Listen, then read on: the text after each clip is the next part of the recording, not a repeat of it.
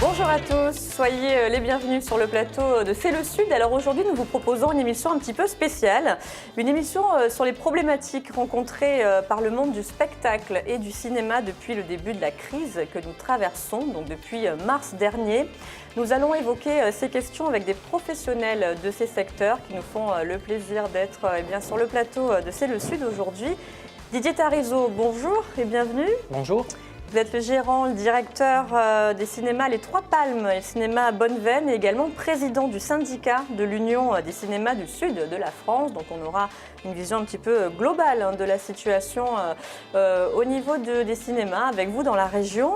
Barbara Elfassi, bienvenue également. Bonjour. Alors vous êtes gérante de The Bourgeoise, une société de production de musiques actuelles spécialisée dans les concerts et l'accompagnement d'artistes locaux.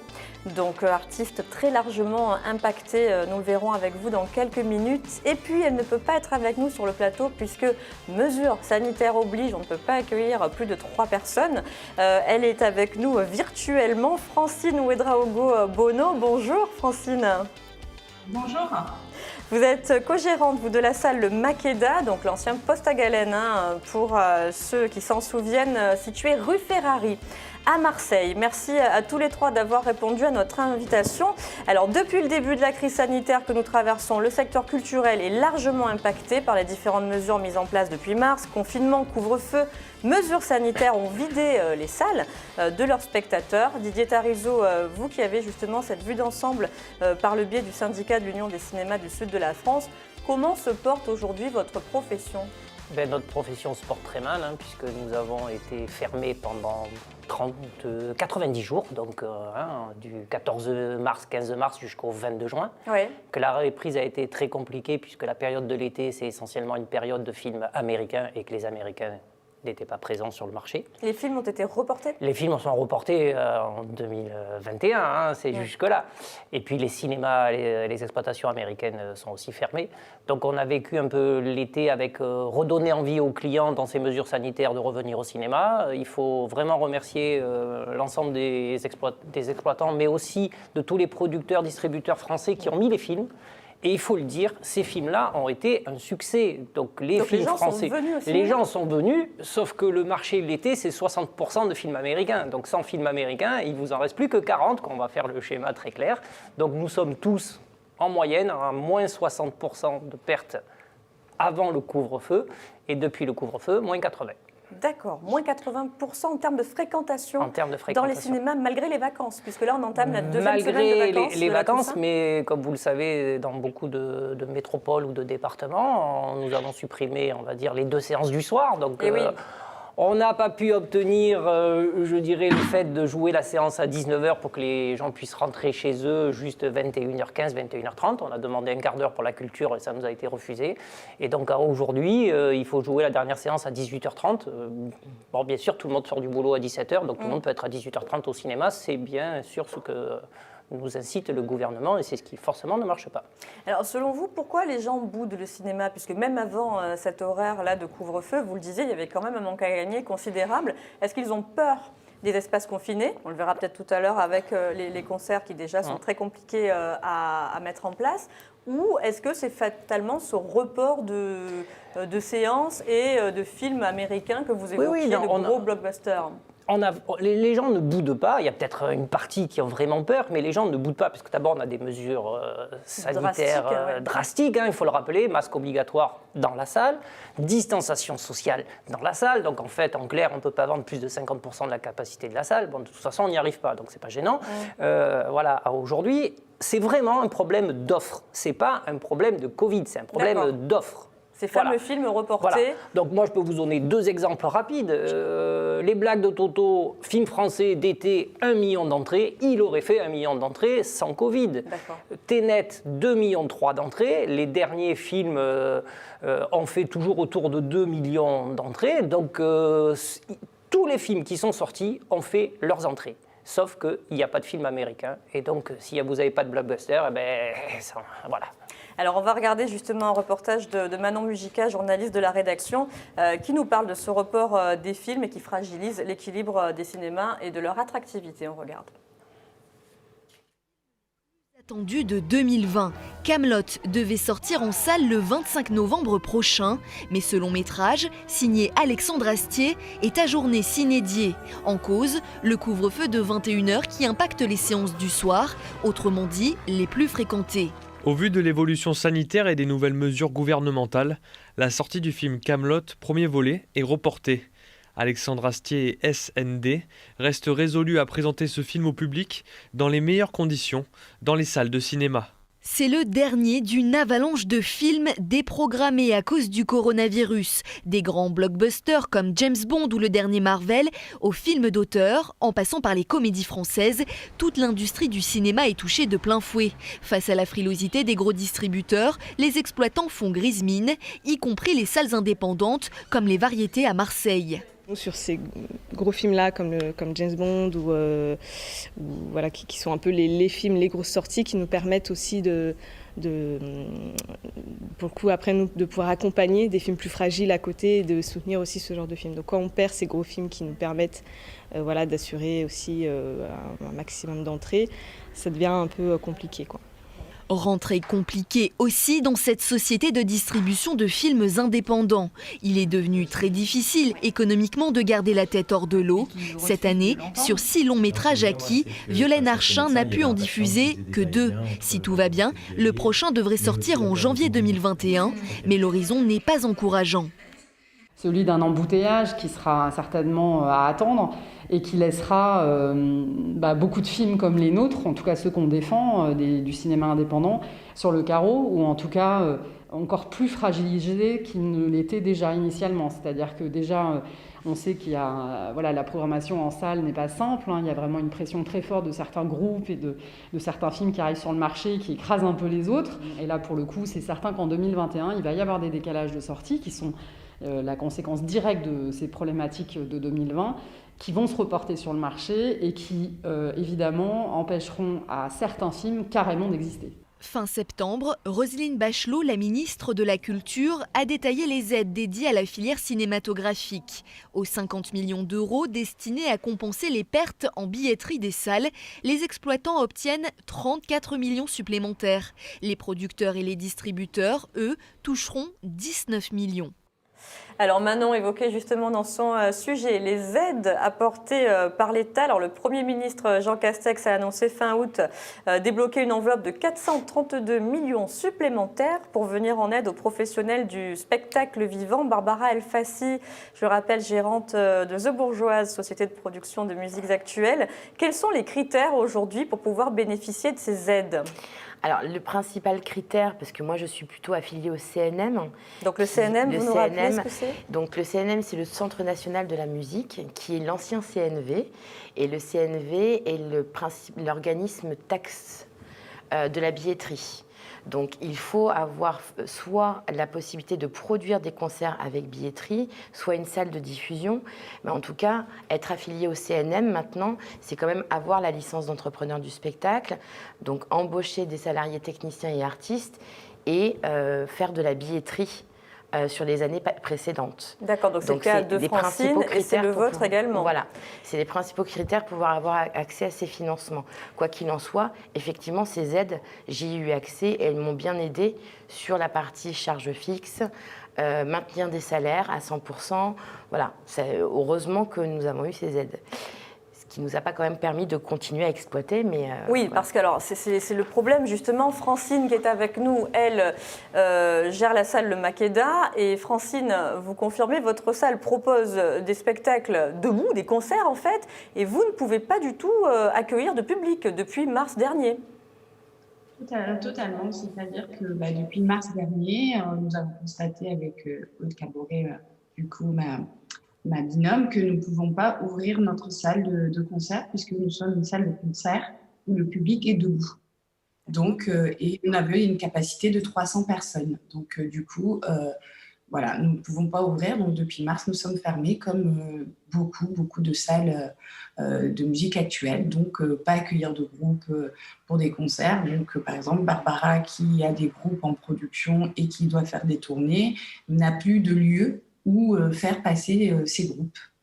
Oui, Je travaille beaucoup avec Francine, Oui. puisque j'ai beaucoup d'artistes émergents, locaux, donc de jeunes artistes ou débutants, même des artistes qui ne sont pas encore sortis au niveau national. Une salle comme le Makeda était très intéressante, puisque une salle de jauge moyenne, 300 personnes, c'est plutôt facile à remplir. Et donc, du coup, c'est très intéressant de jouer dans des salles comme ça. Bien sûr. Le fait qu'elles soient debout, en plus, ça amène une certaine convivialité, les gens se rencontrent, ils sont proches des artistes. Oui. Voilà. Et le fait qu'une salle comme le Makeda soit fermée, c'est vraiment un grand manque, surtout en centre-ville, facile d'accès. C'est vraiment une perte assez importante. Ouais. Francine, on évoquait les aides gouvernementales il y a un instant avec Barbara. Vous devez payer un loyer, j'imagine, depuis le mois de mars. Alors oui, alors comme Barbara, j'ai pu en bénéficier, heureusement, mais c'est pour les charges fixes, ça va être aussi pour le maintien des salaires, mais on a dû faire quand même, grâce à ces aides, on a été bien, mais on a dû quand même faire aussi des prêts auprès de la banque. Donc, on a du coup, nos dettes se sont alourdies. Le maintien des salaires, il n'est pas à 100%, il est à 70, il me semble, 60%. Donc, on a un complément nous-mêmes à faire, du coup, de salaire pour le chômage partiel pour les salariés fixes. Et puis, il ne faut pas aussi oublier les intermittents qu'on employait tout au long de l'année, et du coup 4 fois par semaine, donc, et voire plus. Donc il y a tout ce manque à gagner qui est là, en fait. Hein. Ça nous permet juste de colmater un petit peu les brèches, de maintenir la tête hors de l'eau, à court terme, de survivre à court terme.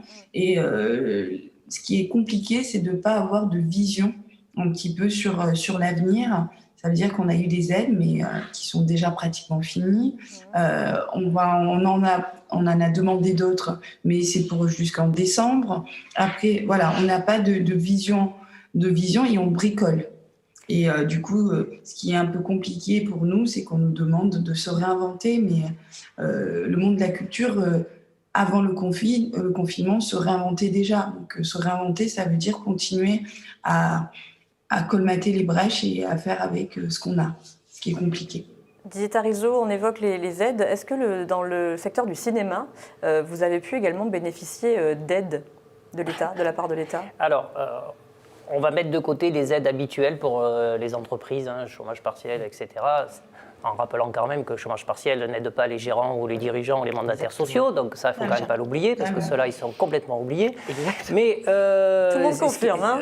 Tout le monde confirme. Donc, Moi, j'ai pas de salaire depuis octobre dernier. Pas de salaire, Barbara, depuis octobre dernier. Depuis octobre dernier. Ouais, donc c'est très bien la mesure du chômage partiel, on va pas, voilà, mais je crois que je comprends pas pourquoi on laisse les gens au bord du chemin, notamment ceux qui, entre guillemets, ont investi. Mais ceci étant, pour l'instant, pour les salles de cinéma, des aides annoncées, rien de touché, on va être déjà clair, rien de touché. Depuis mars dernier, vous n'avez pas touché un euro ? Pas un euro de la part de l'État, du CNC, etc. Comment ça se fait ? C'est trop lent, justement ? Et bien sûr que c'est lent. Bon, voilà, c'est compliqué, ça devrait arriver, mais c'est un peu compliqué. Après, si je veux faire une aparté, je crois qu'il faut changer de logiciel. Il faut voir comment la culture, d'une manière générale, puisse s'adapter à ce Covid et fonctionner. Qu'après, on soit limité et qu'il y ait une aide de la culture pour compenser et la perte du poids mort. On ne demande pas de gagner d'argent, on demande de ne pas perdre d'argent. Voilà. Et que cette aide, elle soit là pour compenser une jauge à demi ou à un quart, etc. Pourquoi pas ? Là, aujourd'hui, on est dans une réflexion gouvernementale qu'il faut lutter. Il faut lutter contre l'arrêt de la culture et vous dire on va vous donner des aides.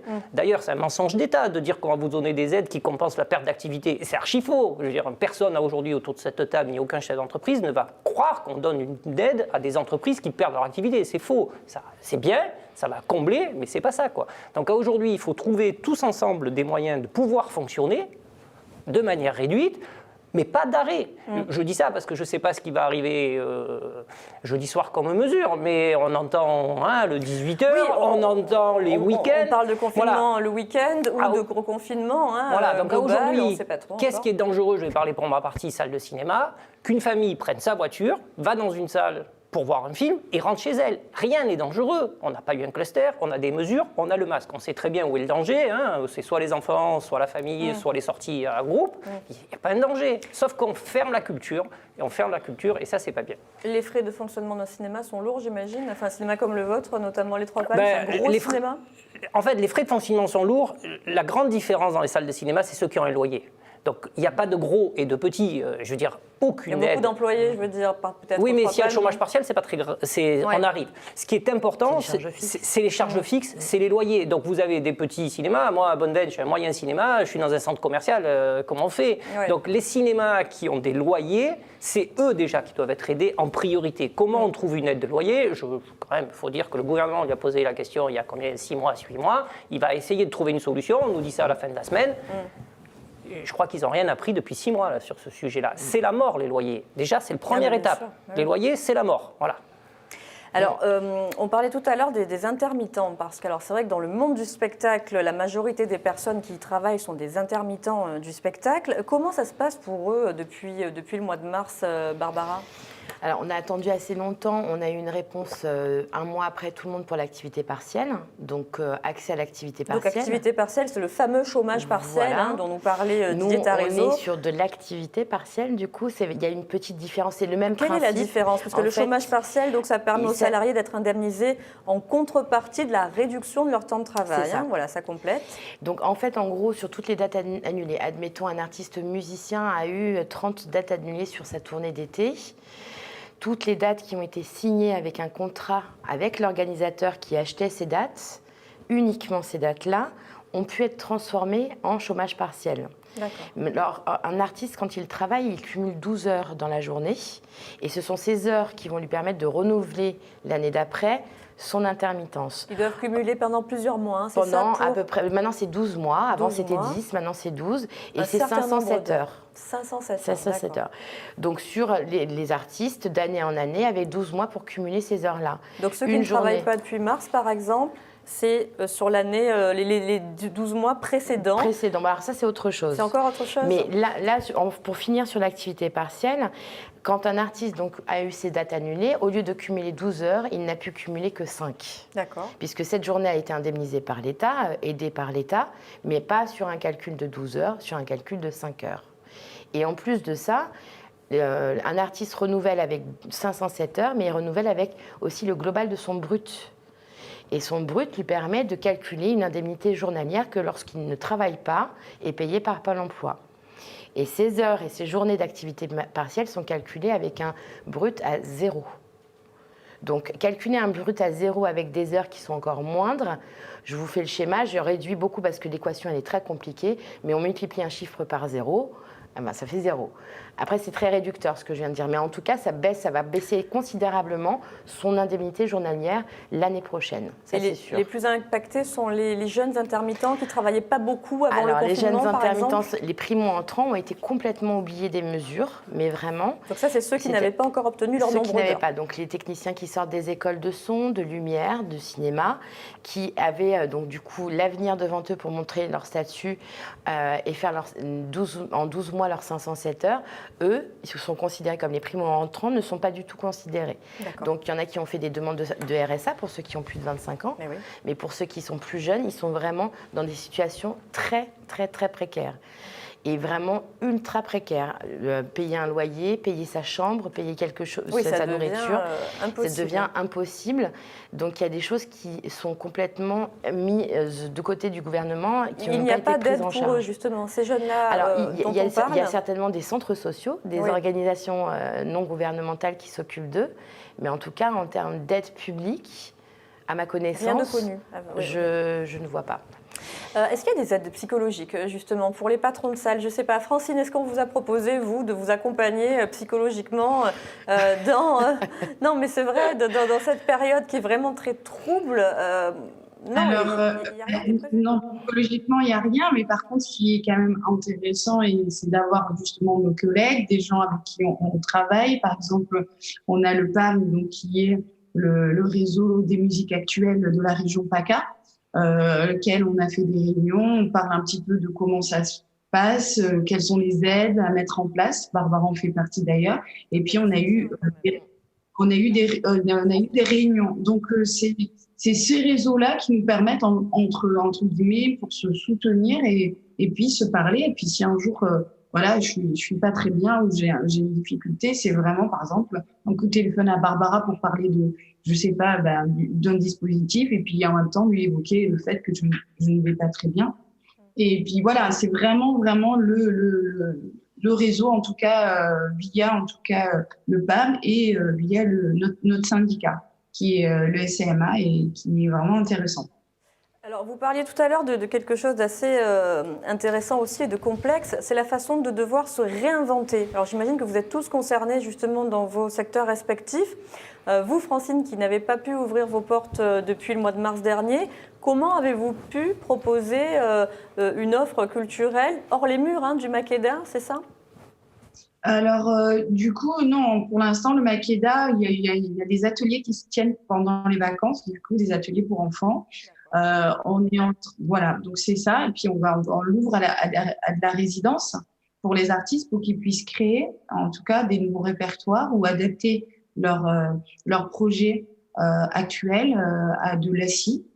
Après, moi, je trouve que ce mot se réinventer est à double sens et des fois très épineux parce que pour moi, ça cache derrière ce mot-là, ça cache le fait de bricoler en fait, de faire au moindre coût et voilà. Donc, se réinventer, c'est ce qu'on fait tout le temps. Comment veut-on réinventer une salle de concert où il y a que les concerts qui se passent debout? Comment on peut réinventer cela? Comment réinventer voilà, je trouve ça absurde quelque part. Barbara ? Nous, déjà, sur l'univers de la musique, depuis la disparition lente du disque, on se réinvente déjà beaucoup. La musique se réinvente tout le temps. On essaye de travailler sur le numérique, sur le digital, de proposer d'autres types de supports pour que le public puisse écouter sa musique chez lui. Pour qu'il puisse venir le plus possible au concert. Nous, on a un métier de chercheur de solutions. On se réinvente constamment. Donc ce mot-là, il est très encourageant pour nous, puisqu'au moins on considère que notre métier, c'est aussi un métier de réinvention. Mais il y a surtout, en fait, se réinventer avec tous les autres acteurs. C'est-à-dire que le Makeda, c'est une salle. Le cinéma, c'est une structure qui est une salle aussi. Nous sommes des labels des producteurs phono. Mais il y a des populations qui ont été complètement oubliées dans cet univers-là. Il y a tous les prestataires du spectacle vivant, les sociétés qui nous louent le son, la lumière, les personnes qui nous font à manger pendant les concerts, les personnes qui font du ménage, les personnes qui accueillent les artistes, voilà, tout ce personnel-là. Et c'est bien de les évoquer d'ailleurs, parce qu'on n'y pense pas forcément. N'a pas accès aux aides que l'on a énumérées tout à l'heure, puisqu'ils ne rentrent pas dans les critères du CNN. C'est pour ça que je voulais en venir. Donc il y a vraiment une partie, effectivement, moi je me sens pas oubliée, puisque en plus au sein du PAM, très honnêtement, on parle beaucoup, on se rencontre beaucoup, on est hyper solidaires, mais il y a toute une partie de l'activité qui a été complètement oubliée aussi. C'est mise à l'écart. Et il faut se réinventer avec eux, en fait. Bien sûr. Il faut trouver des réinventions avec eux. Rester solidaire dans ces temps un petit peu complexes. Digitarizo, sur l'offre diversifiée, est-ce que vous, dans vos cinémas, vous tentez des choses pour maintenir justement le public dans les salles? Nous déjà, il faut savoir qu'on n'est pas maître de notre offre, donc déjà on ne peut pas se réinventer ou comme l'a dit notre cher président, se réadapter.